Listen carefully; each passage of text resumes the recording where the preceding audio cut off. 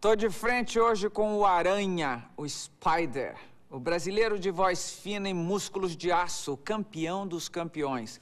Anderson Silva é o novo queridinho do Brasil, um ídolo que nasceu pobre e teve que levar muito soco e pontapé antes de vencer na vida. No mundo milionário do UFC, o Ultimate Fighting Championship, Anderson é rei. Está invicto a 14 lutas e não se conhece nos ringues alguém com golpes capazes de derrotá-lo. Simpático, boa gente, sensual e romântico, Anderson Silva anda flertando com o mundo artístico. Fez uma ponta em novela, gravou um clipe dançando com Marisa Monte e sabe-se lá o que mais vem por aí. Com 36 anos, casado, pai de 5 filhos, Anderson Silva vem aqui para contar segredos da profissão e falar do futuro. Ô Anderson, muito obrigado pela presença. Obrigado eu. Agora, vamos começar pelo fim, porque uma surpresa para mim é que veio essa notícia recentemente de que você está planejando um final de carreira. É verdade isso? Você vai fazer só mais 4 lutas e parar? Não é verdade. Eu acho que eu tenho ainda, como diz um dos meus treinadores, muitas garrafas para vender, né? Eu acho que eu continuo lutando mais uns 6, 7 anos aí ainda. Eu tô bem... Mas você anunciou uma aposentadoria uns 3 anos atrás, não foi? Há uns 4 anos atrás eu tava meio... Crise. Eu tava meio já um pouco estressado com o trabalho, né? E aí eu cheguei a comentar com o meu professor, Minotauro, de que mais um ano eu iria parar. Ele falou, pô, você vai parar, você tá bem, não tem nenhuma lesão...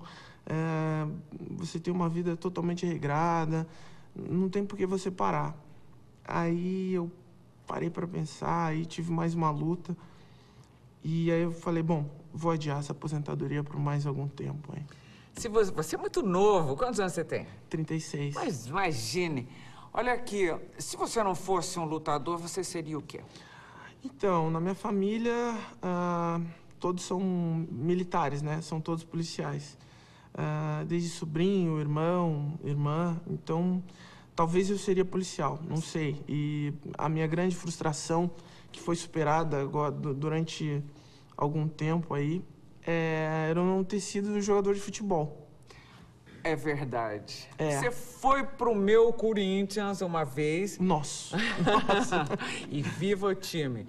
Viva o timão, não é? Você foi pra lá pra fazer teste, foi isso? Porque meus pais biológicos moravam aqui em São Paulo.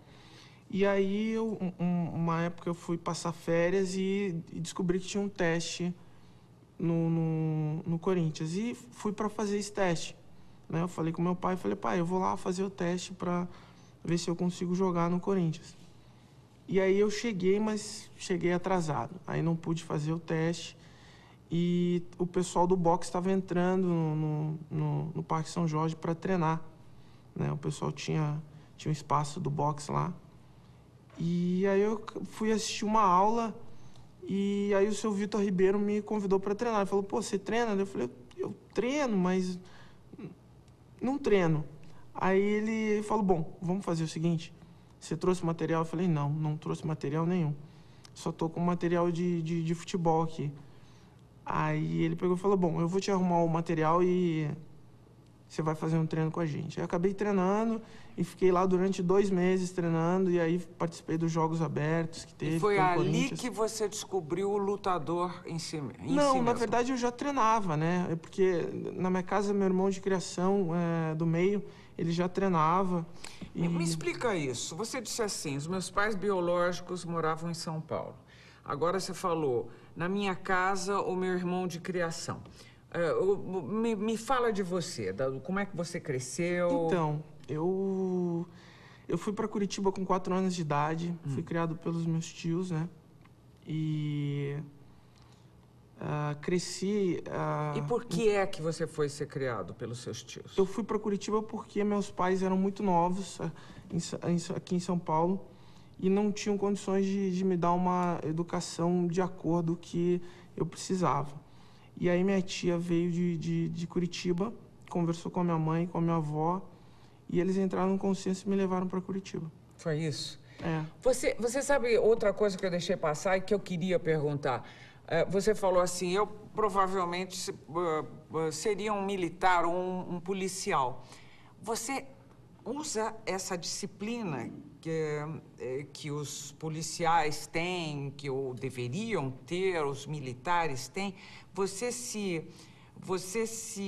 Vamos dizer, você se guia por uma disciplina rígida? Lá em casa foi tudo muito... A minha infância foi muito regrada. Assim, eu tive uma infância boa, mas o meu tio sempre foi muito disciplinador. Minha tia também. Então, é esta família, não a dos pais biológicos, é que tem os policiais? Ok. E a gente sempre foi muito disciplinado, né? A gente nunca podia acordar depois que meu tio. Meu tio sempre acordou 6 horas da manhã. E vocês, então, acordavam mais? Então, a gente nunca podia acordar depois dele. Ou a gente acordava junto com ele, ou um pouquinho antes que ele, né? Eu tinha uma vantagem, porque eu estudava de manhã, então era fácil para mim acordar de manhã. Mas, às vezes, que a gente estava em casa, de bobeira, assim, fazendo alguma coisa que não era alguma coisa criativa pro bem, ele sempre dava alguma coisa pra gente fazer. Como, por exemplo, olha só, você tá sem fazer nada, vamos pro fundo do quintal comigo, vamos aprender a plantar, vamos aprender a carpir o quintal. Teve algumas vezes em que eu tava de bobeira, sem fazer nada, e a gente, debaixo da nossa casa, tinha um monte de madeira. E aí ele fazia eu entrar no soalho e debaixo da casa e tirar todos os pregos das madeiras, né? E separar prego de madeira, prego de ripa, prego de sarrafo, e desamassar todos os pregos e colocar em latas em latas de leite vazias, assim, para mim não ficar sem fazer nada. Tarefas então, assim, e utilidade. Exatamente. Né? Então, assim, a gente sempre foi muito bem disciplinado em casa. Assim. Você nunca foi brigão? Eu acho que como todo menino criado no meio de um monte de meninos também, eu era normal, né? Eu aprontava um pouco, mas eu era normal. Até porque meu tio sempre foi muito rígido, assim. Eu quero saber se você já bateu em alguém, de lá pra cá, você já bateu em alguém fora de luta profissional? Não? Eu acho que eu já apanhei bastante, mas bater não. Você já apanhou? Já, muitas vezes. É porque eu sempre fui muito... Eu nunca gostei de brincar no meio dos meninos menores do que eu ou da minha idade. Eu sempre gostava de brincar com os meninos maiores. E aí eu acabava sendo sempre sacaneado, né? Mas normal, assim. Quanto é que você tem de altura? Eu tenho 1,89. O que é que você come? Eu como de tudo. Como comer de tudo? Eu como de tudo, assim. Minha alimentação só é regrada quando eu tô perto de luta. Aí eu tenho um nutricionista que cuida de toda a minha alimentação. Mas fora isso, eu como de tudo. Eu pensei que você, como esportista, fosse assim, CDF. Não como frituras, não como açúcar, não como isso. Não tem nada disso? Não. Que inveja. Quantos quilos você perde por luta? Eu chego a perder 15, às vezes 10 quilos, assim. Nas vésperas da luta, é isso? Não, eu tenho 3 meses para me preparar, 3 a 4 meses. Então, eu venho de 90 e baixo para 84. Agora, por exemplo, você está 10 quilos acima do que... eu tô com 100 quilos agora. 100 quilos? Mas é tudo muito no lugar, é tudo muito no lugar. Você se exercita mesmo quando não está lutando, todos os dias, ou não? Não. Antigamente eu fazia muito isso. Eu terminava as minhas competições e dava uma semana de descanso e voltava a treinar. Hoje em dia não mais. Hoje em dia eu paro para descansar e descanso mesmo. Bom, eu sei que o Evander Holyfield disse um dia que ele foi aprender a dançar, a fazer balé. Ele foi fazer balé para poder... ficar mais ágil, né? Mais ágil, driblar, vamos dizer, melhor os seus adversários. Você fez? Na verdade, eu era meio que obrigado a ir pro balé, né? Como obrigado a ir pro balé? Porque o meu castigo era minha tia, o castigo da minha tia era me mandar pro balé, assim. Aí E era um castigo para você mesmo? No começo começou a ser, assim, no começo era, mas depois eu comecei a levar na esportiva, assim. Meus amigos que me sacaneavam um pouco, né? Mas depois eu comecei a entender o porquê, assim, e foi tranquilo. Foi um pouco tempo, mas foi legal. Foi bastante importante para mim, me ajudou bastante também. E você deve dançar bem hoje em dia. Já dancei bastante. Não gosta de dançar? Adoro. Sempre que eu tô em casa com os meus filhos, a gente sempre tá brincando, assim, sempre tá dançando. Posso dizer uma coisa? Pode, claro. Eu sei que todo mundo mexe com você. Eu mesmo abri o programa hoje falando que você tem voz fina.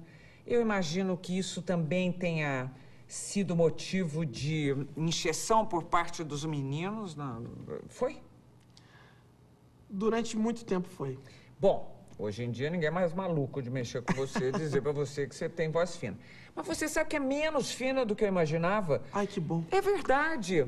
Eu tenho a impressão que talvez eu tenha ouvido em algum lugar e tenha... Em gravação, a minha voz, por exemplo, outro dia me ouvi sem querer gravando. Eu falei, não quero ouvir, porque fiquei muito parecido com o que o Ceará faz de mim, aquela imitação que ele faz.